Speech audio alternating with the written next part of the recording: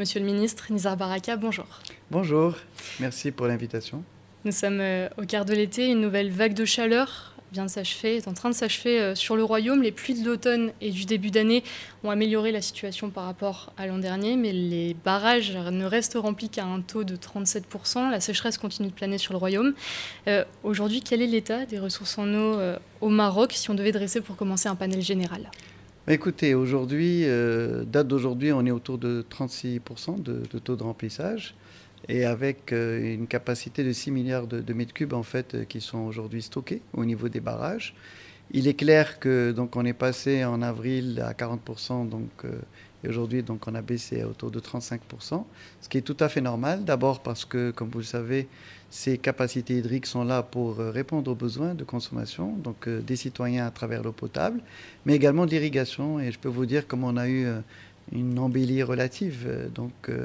Nous avons été amenés aussi à répondre aux besoins de beaucoup d'agriculteurs qui avaient des difficultés majeures. J'étais hier et il y a 2 jours dans la région de Bni Mellel, et donc on a donné en fait les quantités nécessaires pour pouvoir sauver un certain nombre de cultures importantes et d'arboriculture.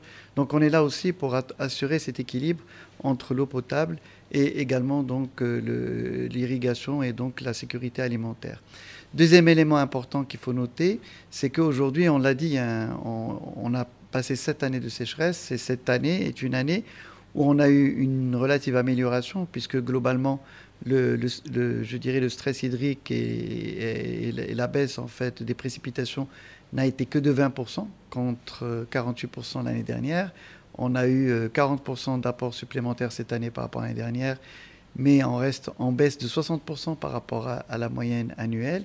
Donc tout ça fait qu'aujourd'hui, on peut dire que nous sommes dans une situation meilleure que l'année dernière, mais on reste toujours en stress hydrique.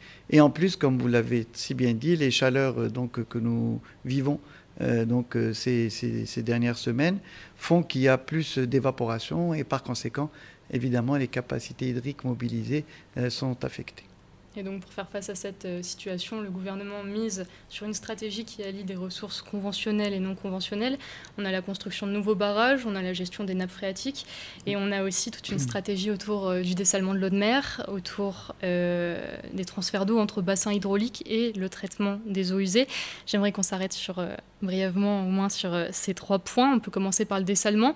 L'an dernier, le roi Mohamed VI, dans son discours du trône, appelait à produire 1,7 milliard de mètres cubes d'eau dessalée par an d'ici 2030, c'est-à-dire couvrir plus de la moitié des besoins en eau potable à partir de ces stations. Aujourd'hui, où est-ce qu'on en est de cet objectif? Écoutez, je pense que, comme vous l'avez dit, le souverain, dans le cadre du discours du trône, a d'abord fixé un objectif majeur. C'est d'assurer 100% des besoins en eau à l'ensemble de la population, où qu'il soit.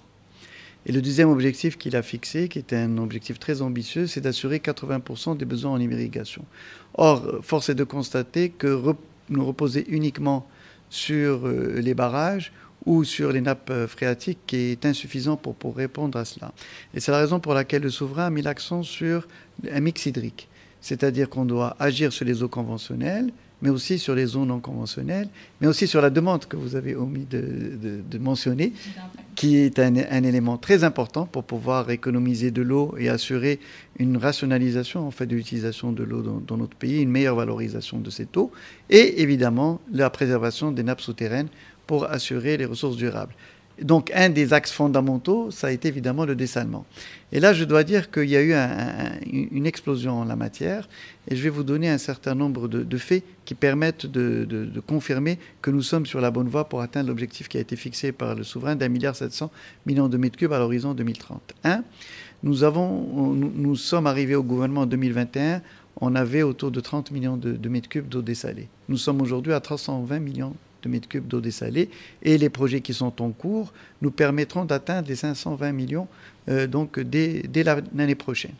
Deuxième élément important, c'est que nous avons signé, comme vous le savez, avec un consortium composé de Nareva, de TAQA et du fonds Mohamed VI pour la mise en place de 900 millions de mètres cubes d'eau dessalée à travers la station de Nador, donc avec 300 millions de mètres cubes, donc pour assurer l'eau pour l'oriental, et qui a une composante d'eau potable et une composante également agricole. La station de Tiznit, de Souss-Messa, 350 millions de mètres cubes, qui va devenir la première grande station donc, au Maroc, et qui permettra aussi d'assurer ces deux composantes. La station de Tanger, avec 150 millions de mètres cubes. La station de Goulmim et de Tintane, avec 100 millions de mètres cubes. Donc nous avons les 900 millions de mètres cubes. Plus, nous avons avec Veolia donc, une signature d'un accord préalable pour pouvoir assurer 300 millions de mètres cubes pour la ville de Rabat et la région de Rabat. Donc aujourd'hui, les 1,7 milliard donc sont déjà dans le pipe, sans parler de l'effort majeur que fait l'OCP, donc qui est intégré dans ces calculs. Aujourd'hui, l'OCP augmente ses capacités pour répondre à ses propres besoins, mais aussi pour pouvoir répondre à nos besoins d'eau potable. Et c'est la raison pour laquelle, comme vous avez pu le constater, il y a un peu plus d'une semaine, aujourd'hui, donc l'eau